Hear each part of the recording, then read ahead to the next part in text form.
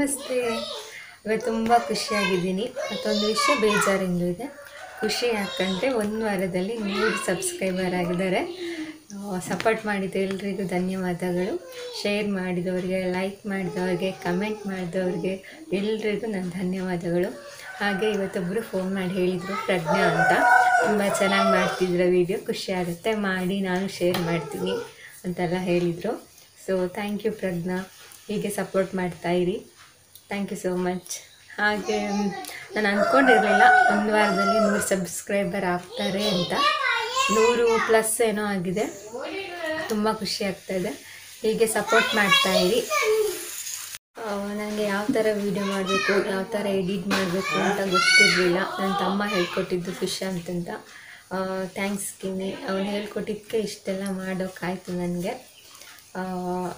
ಹಾಗೆ ನನಗೆ ಫಸ್ಟಿಗೆ ಮಾತಾಡೋಕ್ಕೆ ಗೊತ್ತಿರಲಿಲ್ಲ, ಯಾವ ಥರ ವೀಡಿಯೋ ಹಾಕಿ ಮಾತಾಡಬೇಕು ಅಂತ. ಇವಾಗಲೂ ಅಷ್ಟೊಂದು ಗೊತ್ತಿಲ್ಲ, ಗೊತ್ತಿರೋ ಹಾಗೆ ಮಾತಾಡ್ತಾಯಿದ್ದೀನಿ. ಮತ್ತು ನನ್ನ ವೀಡಿಯೋನೂ ಅಷ್ಟು ಕ್ಲಾರಿಟಿಯಾಗಿರಲ್ಲ, ಯಾಕಂದರೆ ಮೊಬೈಲ್ ಕ್ಲಾರಿಟಿನೂ ಅಷ್ಟೊಂದು ಇಲ್ಲ. ಹಾಗಾಗಿ ಅಷ್ಟು ಚೆನ್ನಾಗಿ ಬರ್ತಿಲ್ಲ. ಆದರೂ ನೋಡಿ ಕಮೆಂಟ್ ಮಾಡ್ತಿದ್ದೀರಾ, ಲೈಕ್ ಮಾಡ್ತಿದ್ದೀರಾ, ಶೇರ್ ಮಾಡ್ತಿದ್ದೀರಾ, ಸಬ್ಸ್ಕ್ರೈಬ್ ಮಾಡ್ತಾಯಿದ್ದೀರಾ. ಸೊ ಎಲ್ರಿಗೂ ತುಂಬ ಹೃದಯದ ಧನ್ಯವಾದಗಳು. ಹೀಗೆ ಸಪೋರ್ಟ್ ಮಾಡ್ತಾಯಿರಿ. ಬೇಜಾರಿನ ವಿಷಯ ಅಂದರೆ, ನನ್ನ ತಂಗಿ ಮನೇಲೇ ಇದ್ಳು 1 ಮಂತಿಂದ. ಅವಳು ಇಲ್ಲೇ ನಮ್ಮೂರಲ್ಲೇ ಜಾಬ್ ಆಗೋದ್ರಲ್ಲಿತ್ತು. ಬಟ್ ಇವಾಗ ಮತ್ತೆ ಬೆಳ್ತಂಗಡಿಗೆ ಅಂತ ಆಗಿದ್ದು ಜಾಬು. ಸೊ ಹಾಗಾಗಿ ತಂಗಿನೂ ನನ್ನ ಮಗಳು ಇಬ್ಬರು ಹೋಗಿದ್ದಾರೆ. ಸೊ ಬೇಜಾರಾಗ್ತಿದೆ. ಏನಾದರೂ ಮಾತಾಡೋಕೆ ಅವಳು ಇರ್ತಿದ್ಲು. ಸೊ ಅವಳಿರತ್ತೆ ಸ್ವಲ್ಪ ಖುಷಿ ಆಗ್ತಾಯಿತ್ತು ಮಾತಾಡೋಕ್ಕೆಲ್ಲ ನನಗೆ. ಬಟ್ ಇವಾಗ ಬೇಜಾರಾಗುತ್ತೆ. ಅದಾಗೆ ಅಲ್ವಾ, ತಂಗಿ ಅಕ್ಕ ಯಾರಾದರೂ ಜೊತೆಲಿದ್ರೆ ಒಂಥರ ಖುಷಿ ನಮಗೆ, ನಮ್ಮ ಜೊತೆನೇ ಇರ್ತಾರೆ ಅಂತ. ಸೊ ಹಾಗಾಗಿ ಖುಷಿ ಆಗ್ತಿತ್ತು. ಬಟ್ ಇವಾಗ ಸ್ವಲ್ಪ ಬೇಜಾರು. ಬಟ್ ಪರವಾಗಿಲ್ಲ, ಕೆಲಸ ಇದೆಯಲ್ವ, ಹಾಗಾಗಿ ಗೊತ್ತಾಗಲ್ಲ ಬೇಜಾರು. ಬೆಳಗ್ಗೆಯಿಂದ ಸಾಯಂಕಾಲ ತನಕ ಕೆಲಸ ಇರುತ್ತೆ, ಹಾಗಾಗಿ ಟೈಮ್ ಹೋಗೋದೇ ಗೊತ್ತಾಗಲ್ಲ. ಮಕ್ಕಳ ಮೆಮೊರಿ ಶಕ್ತಿ ಜಾಸ್ತಿ ಆಗೋಕೊಂಡು ಟಿಪ್ಸ್ ಹೇಳ್ತಾ ಇದ್ದೀನಿ. ಮಕ್ಕಳಿಗೂ ಆಗುತ್ತೆ, ದೊಡ್ಡವರಿಗೂ ಆಗುತ್ತೆ. ಇದರಿಂದ ನಮ್ಮ ಮೆಮೊರಿ ಪವರ್ ಜಾಸ್ತಿ ಆಗುತ್ತೆ. ಇದು ಮಕ್ಕಳಿಗಂತೂ ತುಂಬ ಒಳ್ಳೆಯದು ಕೊಟ್ಟರೆ. ಸೊ ಮುಂದೆ ಹೇಳ್ತೀನಿ, ವಿಡಿಯೋ ಕೊನೆವರೆಗೂ ನೋಡಿ. ಹಾಗೆ ನಾವು ನೆಮ್ಮದಿಯಾಗಿರೋಕ್ಕೆ ಕೆಲವೊಂದು ಟಿಪ್ಸ್ ಹೇಳ್ತೀನಿ. ಅಂದರೆ ನಾನು ಫಾಲೋ ಮಾಡ್ತೀನಿ. ಸೊ ಹಾಗಾಗಿ ನಿಮಗೂ ಹೇಳ್ತಾ ಇದ್ದೀನಿ. ಒಂದು ಟೈಮಲ್ಲಿ ನನ್ನಷ್ಟು ಟೆನ್ಷನ್ ಮಾಡ್ಕೊಳ್ಳೋರು ಇರಲಿಲ್ಲ, ಹಂಗೆ ಅನಿಸ್ಬಿಟ್ಟಿತ್ತು ನನಗೆ. ಸಣ್ಣ ಸಣ್ಣ ವಿಷಯಕ್ಕೂ ಟೆನ್ಷನ್ ಮಾಡ್ಕೊಳ್ತಿದ್ದೆ. ಏನಾದರೂ ಅಂದಿದ್ದಾರೆ ಅಂದರೆ ಅಳ್ತಾ ಇದ್ದೆ, ಅದನ್ನೇ ತಲೆಯಲ್ಲಿ ಇಟ್ಕೊಂಡು ಕೊರಗ್ತಾ ಇದ್ದೆ.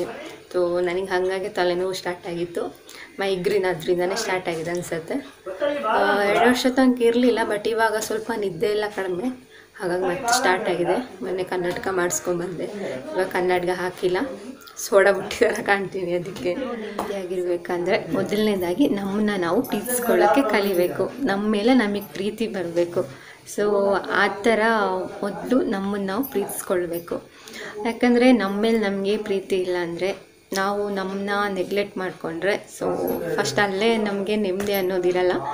ನಮ್ಮ ಬಗ್ಗೆ ನಮಗೆ ಕಾಳಜಿ ಇರಬೇಕು, ನಮ್ಮ ಬಗ್ಗೆ ನಮಗೆ ಪ್ರೀತಿ ಇರಬೇಕು. ಸೊ ಇದನ್ನೊಂದು ನೀವು ಕರೆಕ್ಟ್ ಮಾಡ್ಕೊಳ್ಳಿ. ಆಲ್ಮೋಸ್ಟ್ ಯಾರು ಮಾಡಲ್ಲ, ಯಾವಾಗಲೂ ಕೆಲಸ ಅಂತ ನಮ್ಮನ್ನು ನಾವೇ ಒಂಥರ ಕೆಲಸದವ್ರ ಥರ ಮಾಡ್ಕೊಂಡಿರ್ತೀವಿ. ಸೊ ಅದನ್ನ ಚೇಂಜ್ ಮಾಡ್ಕೊಳ್ಳಿ. ನಿಮ್ಮನ್ನ ನೀವು ಪ್ರೀತಿಸೋದನ್ನ ಕಲೀರಿ. ನಿಮಗೋಸ್ಕರ ನೀವು ಸ್ವಲ್ಪ ಹೊತ್ತು ಟೈಮ್ ಕೊಡಿ. ನಿಮ್ಗೆ ಇಷ್ಟ ಆಗಿರೋ ಕೆಲಸ ಮಾಡಿ, ನೀವು ಮಾಡೋ ಕೆಲಸದಲ್ಲಿ ಖುಷಿ ಪಡಿ. ಇವಾಗ ನಾವೆಲ್ಲ ಏನು ಮಾಡ್ತೀವಿ ಅಂದರೆ, ಹೆಚ್ಚಾಗಿ ತುಂಬ ಕೆಲಸ ಇರುತ್ತೆ, ಯಾವಾಗಲೂ ಈ ಕೆಲಸ ಮುಗಿಯಲ್ಲ ಅಂತ ಸ್ಟ್ರೆಸ್ಸಲ್ಲಿ ಇರ್ತೀವಿ. ಬೆಳಿಗ್ಗೆಯಿಂದ ಸಂಜೆ ತನಕ ಕೆಲಸ ಮಾಡಿ ಸುಸ್ತಾಗುತ್ತೆ, ಇದೇ ನಮ್ಮ ಹಣೆ ಬರ ಅಂತ ಅಂದ್ಕೊಂಡಿರ್ತೀವಿ. ಬಟ್ ಹಾಗಲ್ಲ, ನಾವು ಕೆಲಸ ಮಾಡೋದ್ರಲ್ಲಿ ನಾವು ಖುಷಿ ಪಟ್ಟರೆ, ಪ್ರೀತಿಯಿಂದ ಕೆಲಸ ಮಾಡಿದರೆ ನಿಜವಾಗ್ಲೂ ಆ ಕೆಲಸ ನಮಗೆ ಖುಷಿ ಕೊಡುತ್ತೆ. ಹಾಗೆ ನಮ್ಮ ಕೆಲಸದಿಂದ ಬೇರೆಯವರು ಖುಷಿಯಾಗಿರ್ತಾರೆ. ನಾವು ಪ್ರತಿಯೊಂದಕ್ಕೂ ಕೋಪ ಮಾಡ್ಕೊಂಡು ಕೆಲಸ ಮಾಡಿಕೊಂಡ್ರೆ ನಮ್ಮ ಮನಸ್ಸು ಕಿರಿಕಿರಿ, ನೋಡೋರ್ಗೂ ಕಿರಿಕಿರಿ ಅನಿಸುತ್ತೆ. ನಾನು ಅಷ್ಟೇ, ಬೆಳಗ್ಗೆಯಿಂದ ಎಷ್ಟು ಕೆಲಸ ಇದ್ದರೂ ತುಂಬ ಪ್ರೀತಿಯಿಂದ ಮಾಡ್ತೀನಿ. ನಮ್ಮ ಮನೆ ಕೆಲಸ ನಾವೇ ಮಾಡಬೇಕು. ಎಷ್ಟು ಸ್ಟ್ರೆಸ್ ಇದ್ದರೂ ಏನಿದ್ರು ನಮ್ಮ ಕೆಲಸ ನಾವೇ ಮಾಡಬೇಕು, ಪ್ರೀತಿಯಿಂದ ಮಾಡ್ಕೊಳ್ಬೇಕು. ಸೊ ನೀವು ಇದನ್ನು ಟ್ರೈ ಮಾಡಿ ನೋಡಿ, ಖಂಡಿತ ಹೆಲ್ಪ್ ಆಗುತ್ತೆ ನಿಮಗೆ. ಮತ್ತು ನಿಮ್ಗೆ ಏನು ಖುಷಿನೋ ಅದನ್ನ ಮಾಡಿ. ನನಗೆ ಹಾಡೋದಂದರೆ ಇಷ್ಟ. ಸೊ ನಾನು ಹಾಡ್ತಾನೆ ಕೆಲಸ ಮಾಡ್ತೀನಿ. ನನಗೆ ಅದರಲ್ಲೇ ಖುಷಿ. ನಾನು ಯಾವಾಗಲೂ ಹಾಡ್ತಾ ಇರ್ತೀನಿ. ನಾನು ಸ್ವಲ್ಪ ಮಾತು ಕಡಿಮೆ, ಎಷ್ಟು ಬೇಕೋ ಅಷ್ಟೇ. ಅನಗತ್ಯ ವಿಷಯಗಳನ್ನ ಮಾತಾಡೋಕ್ಕೆ ಹೋಗಲ್ಲ ನಾನು. ಸೊ ಅದನ್ನ ಸ್ವಲ್ಪ ಕಡಿಮೆ ಮಾಡಬೇಕಾಗತ್ತೆ. ಯಾಕಂದರೆ ನಾವು ಬೇಡದಿರೋ ವಿಷಯಕ್ಕೆ ತಲೆ ಕೆಡಿಸ್ಕೊಂಡ್ರೆ, ಅದ್ರ ಬಗ್ಗೆ ಮಾತಾಡಿದರೆ ಅದು ನಮ್ಮ ಮನಸ್ಸನ್ನು ಕೆಡಿಸುತ್ತೆ. ಮತ್ತು ಸುಮ್ಮನೆ ಬೇರೆಯವ್ರಿಗೂ ಕಿರಿಕಿರಿ ಅಂತ ಹಂಗಂತೆ, ಈ ಪಕ್ಕದ ಮನೆಯವ್ರು ಹಿಂಗಂತೆ, ಅವ್ರ ಮನೇಲಿ ಹಂಗಂತೆ, ಇವ್ರ ಮನೆಗೆ ಹಿಂಗಂತೆ ಅಂತ ಅದನ್ನ ಫಸ್ಟ್ ಬಿಡಬೇಕು. ನಿಮ್ಮ ಕೆಲಸ ಏನಿದೆ ಅದನ್ನ ಮಾಡ್ಕೊಳ್ತಾ ಹೋಗಬೇಕು. ಯಾವುದೇ ಆದರೂ ಅಷ್ಟೇ, ನಮ್ಮಿಂದನೇ ದುಃಖನೂ ಇರುತ್ತೆ, ನಮ್ಮಿಂದನೇ ಖುಷಿನೂ ಸಿಗುತ್ತೆ. ನಾವು ಮಾಡೋ ಕೆಲಸದಲ್ಲೇ ಎಲ್ಲನೂ ಇರುತ್ತೆ. ನಾವು ಯಾವ ಕೆಲಸ ಮಾಡ್ತೀವಿ ಅದರ ಪ್ರತಿಫಲ ನಮಗೆ ಸಿಗುತ್ತೆ. ನಾವೇನಾದರೂ ಒಳ್ಳೆ ಕೆಲಸ ಮಾಡ್ತಿರ್ತೀವೋ ಸೊ ಅದ್ರ ಖುಷಿ ನಮಗೆ ಸಿಗುತ್ತೆ. ಯಾವುದೋ ಬೇಡದೇ ಇರೋ ಕೆಲಸ ಮಾಡ್ತೀವೋ ಅದ್ರ ದುಃಖ ನಮಗೆ ಸಿಗುತ್ತೆ. ಎಲ್ಲ ನಮ್ಮ ಕೈನಲ್ಲೇ ಇರುತ್ತೆ, ನಾವೇ ಸರಿ ಮಾಡ್ಕೊಳ್ಬೇಕು. ಮತ್ತು ಅನಗತ್ಯ ಕೆಲಸಗಳನ್ನ ಮಾಡೋಕ್ಕೆ ಹೋಗಬೇಡಿ. ನಿಮಗಿಷ್ಟ ಇಲ್ಲದೆ ಇರೋದು, ನಿಮಗೆ ಬೇಡದೇ ಇರೋದು ಅದನ್ನ ಮಾಡೋಕ್ಕೆ ಹೋಗಬೇಡಿ. ನಿಮಗಿಷ್ಟ ಇದ್ದರೆ ಮಾತ್ರ ಮಾಡಿ, ಇಷ್ಟ ಇಲ್ಲಾಂದರೆ ಮಾಡೋಕ್ಕೆ ಹೋಗಬೇಡಿ. ಯಾಕಂದರೆ ಅದು ಮನಸ್ಸಿಗೆ ತುಂಬ ಕಿರಿಕಿರಿ ಕೊಡುತ್ತೆ ಮತ್ತು ನೆಮ್ಮದಿನೂ ಹಾಳಾಗುತ್ತೆ. ಹಾಗೆ ಏನಾದರೂ ಒಳ್ಳೆ ಕೆಲಸ ಮಾಡೋದಾದರೆ ಯೋಚನೆ ಮಾಡಬೇಡಿ, ಒಳ್ಳೆ ಕೆಲಸ ಮಾಡಿ. ಏನಾದರೂ ಒಂದು ಬೇಡದೇ ಇರೋ ತಪ್ಪು ಅಂತ ಗೊತ್ತಿದ್ರು ಅಂಥ ಕೆಲಸನ ಮಾಡೋಕ್ಕೆ ಹೋಗಬೇಡಿ. ಅನಿವಾರ್ಯ ಅಂತ ಆದರೆ ಅದನ್ನ ಒಂದು 10 ಸಲ ಯೋಚಿಸಿ ಆಮೇಲೆ ಮಾಡಿ. ಅದು ಒಳ್ಳೆಯದಕ್ಕಾಗಿದ್ದರೆ ಮಾತ್ರ ಮಾಡಿ. ಯಾಕಂದರೆ ನಮ್ಮ ಉದ್ದೇಶ ಸರಿಯಾಗಿದ್ದರೆ ಮಾತ್ರ ಅದರದ್ದು ಪ್ರತಿಫಲನೂ ಸಿಗುತ್ತೆ ನಮಗೆ. ಇನ್ನೊಂದಂದರೆ, ನಾವು ಬೇರೆಯವ್ರನ್ನ ನೋಡಿ ಬದುಕಬಾರ್ದು. ಅವ್ರು ಆ ಥರ ಇದ್ದಾರೆ, ಅವ್ರ ಥರ ನಾವಾಗಬೇಕು ಅಂತ ನಾವು ಅಂದ್ಕೊಂಡು ಬದುಕೋಕ್ಕೆ ಸ್ಟಾರ್ಟ್ ಮಾಡಿದರೆ ನಿಜವಾಗ್ಲೂ ಅಲ್ಲಿ ನೆಮ್ಮದಿ ಇರಲ್ಲ. ಅವ್ರ ಥರನೇ ಆಗಬೇಕು ಅಂತ ನಾವು ಕಷ್ಟಪಡ್ತೀವಿ, ಶ್ರಮ ಹಾಕ್ತೀವಿ, ಬಟ್ ಅಲ್ಲಿ ನೆಮ್ಮದಿ ಇರಲ್ಲ. ಕೆಲಸ ದುಡ್ಡು ಅಂತ ಅದ್ರ ಮೇಲೆ ಕಾನ್ಸಂಟ್ರೇಷನ್ ಮಾಡ್ತೀವಿ. ಬಟ್ ಅವಶ್ಯಕತೆಗಿಂತ ಜಾಸ್ತಿ ಬೇಡ ಅನಿಸುತ್ತೆ.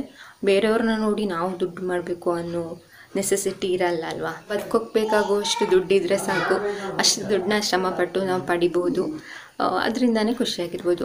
ಹಾಗೆ ಕೊಟ್ಟು ತಿನ್ನೋ ವಿಷಯ ಅಂದರೆ, ನನಗೇನಾದರೂ ಮಾಡಿದರೆ ಅದನ್ನ ಕೊಟ್ಟು ತಿನ್ನೋದ್ರಲ್ಲಿ ತುಂಬ ಖುಷಿ ಇರುತ್ತೆ.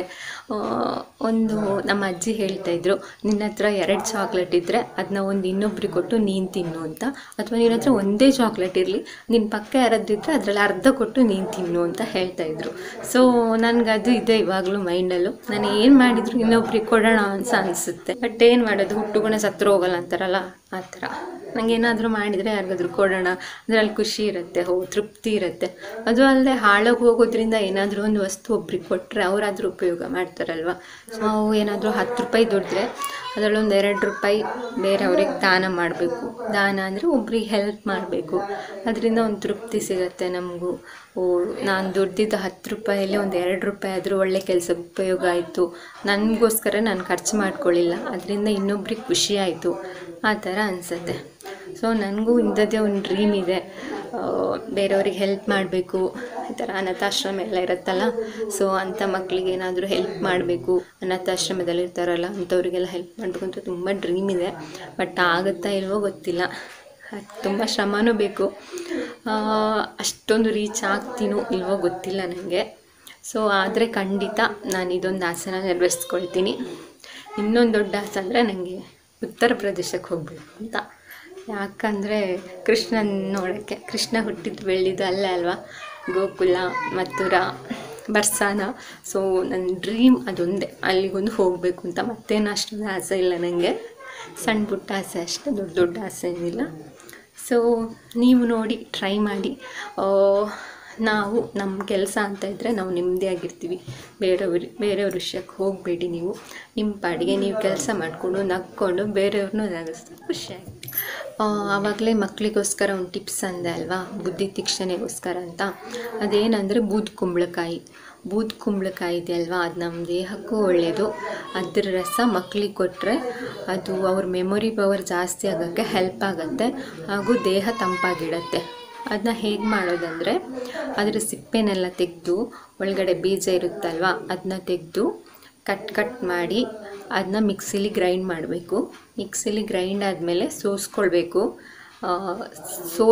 ಸೋಸ್ಕೊಂಡಾಗ ಸಿಗೋ ರಸ ಇರುತ್ತಲ್ವ ಅದನ್ನ ಒಂದು ಗ್ಲಾಸ್ ಅಷ್ಟು ಮಾಡ್ಕೊಳ್ಳಿ. ಅದನ್ನ ಹಾಗೂ ಕುಡಿಬೋದು, ಅಥವಾ ಹಾಗೆ ಕುಡಿಯೋಕ್ಕಾಗಲ್ಲ ಅಂದರೆ 1-2 ಸ್ಪೂನ್ ನಿಂಬೆ ರಸ, ಸ್ವಲ್ಪ ಕಾಳುಮೆಣಸಿನ ಪುಡಿ, ಸ್ವಲ್ಪ ಉಪ್ಪು ಹಾಕಿ ಮಿಕ್ಸ್ ಮಾಡಿ ಕುಡೀರಿ. ಬೆಳಿಗ್ಗೆ ಕುಡಿದ್ರೆ ತುಂಬ ಒಳ್ಳೆಯದು.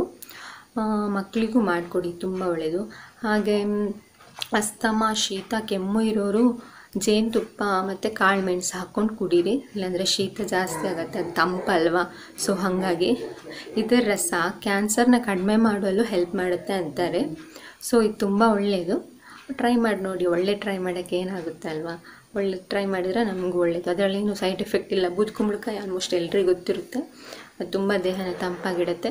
ಸೊ ಮಾಡಿ ನೋಡಿ, ಅಟ್ಲೀಸ್ಟ್ 1 ತಿಂಗಳು ಮಾಡಿಕೊಡಿ, ಅವಾಗ ನಿಮಗೆ ಗೊತ್ತಾಗುತ್ತೆ ರಿಸಲ್ಟು. ನನಗೂ ಗೊತ್ತಿರಲಿಲ್ಲ ಅದು, ಇವಾಗ ರೀಸೆಂಟಾಗಿ ಗೊತ್ತಾಯಿತು.